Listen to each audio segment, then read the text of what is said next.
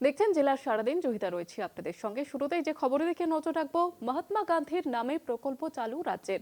কর্মশ্রী প্রকল্পের নাম বদলে হতে পারে মহাত্মাশ্রী, এবং মহাত্মা গান্ধীকে শ্রদ্ধা জানিয়ে প্রকল্পের নাম গ্রামীণ রোজগার প্রকল্প থেকে মহাত্মার নাম সরিয়েছে কেন্দ্র, এবং তারই প্রতিবাদে এমনটাই রাজ্য সরকারের তরফ থেকে আপনাদের যেমনটা জানাচ্ছিলাম যে কর্মশ্রী প্রকল্পের নাম বদলে হতে পারে মহাত্মাশ্রী, এমনটাই জানিয়েছেন মুখ্যমন্ত্রী মমতা বন্দ্যোপাধ্যায়।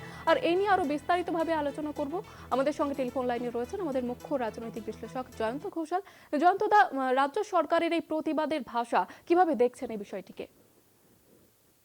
আসলে দিল্লিতে পার্লামেন্টে যেহেতু নারেগা যে কর্মসূচি, সেখানে গান্ধীজির নামটাকে সম্পূর্ণ বিস্মৃত হয়ে এমন ভাবে সুকৌশলে একটা অ্যাব্রিভিয়েশনের মাধ্যমে এমন করা হয়েছে যাতে আর কি রাম, হ্যাঁ, এবং সেই রাম নামটা এসে যায়, এবং সেই জিনিসটা নিয়ে শোরগোল পড়ে গেছে দিল্লিতে, এবং পার্লামেন্ট এটা নিয়ে প্রতিবাদ হয়েছে।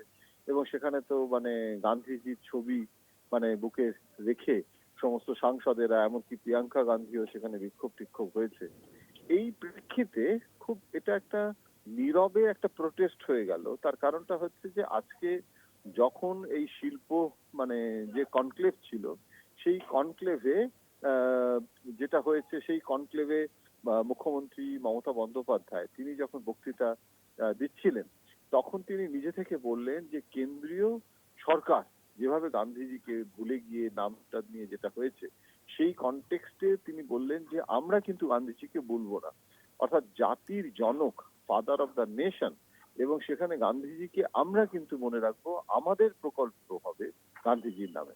কিন্তু কোন প্রকল্প, কি প্রকল্প, প্রকল্পটার নাম কি হবে, সেগুলো কিন্তু ধনধান্যে অডিটোরিয়ামে আজকে যখন তিনি তার বক্তব্য পেশ করলেন শিল্পপতিদের সামনে, সমস্ত শিল্পপতিরা ছিলেন, তখন সেই ঠাসা মানুষ আর কি, সেই যে সভাগৃহ, সেখানে কথাটা বলে তিনি চলে এলেন নবান্নে।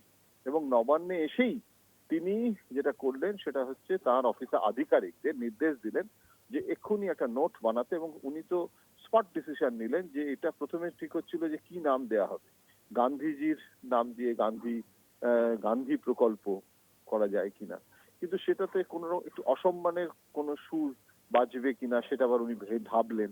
এবং তারপরে তিনি ঠিক করলেন যে না, গান্ধীজির নাম দিয়ে না করে মহাত্মা বললে সেটা তাতে আরো সম্মান সূচক হবে, এবং মহাত্মা শ্রী এই নামটা তখন ঠিক হলো যে এই নামটা দেয়া হবে, এবং সেই মতো নামটা দেওয়া হলো, এবং নোট তৈরি করা হলো। মুখ্যমন্ত্রীর সচিবালয় একটা নোট তৈরি করলো, এবং সেই নোটটা ক্যাবিনেটের কাছে, এর একটা আনুষ্ঠানিক দিক আছে, সাংবিধানিক দিক আছে, অর্থাৎ রাজ্য মন্ত্রিসভার কাছে পাঠানো হলো, অর্থাৎ চিফ সেক্রেটারির কাছে গেল।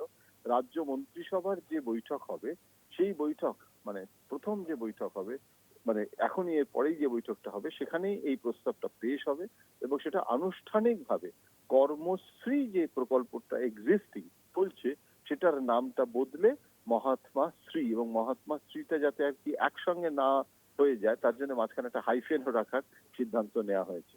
সুতরাং এইটা হচ্ছে পটভূমি, এইটা হচ্ছে ব্যাকগ্রাউন্ড স্টোরি।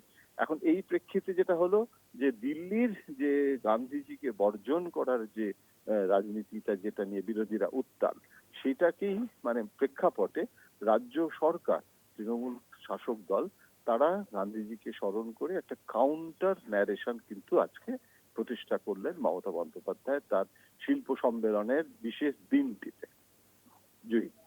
ধন্যবাদ জানাবো জয়ন্তদা। কর্মশ্রী প্রকল্পের নাম বদলে হতে পারে মহাত্মাশ্রী, এমনটাই মুখ্যমন্ত্রী মমতা বন্দ্যোপাধ্যায় তিনি জানিয়েছেন, এবং মহাত্মা গান্ধীর নামে প্রকল্প চালু হচ্ছে এবার রাজ্যে।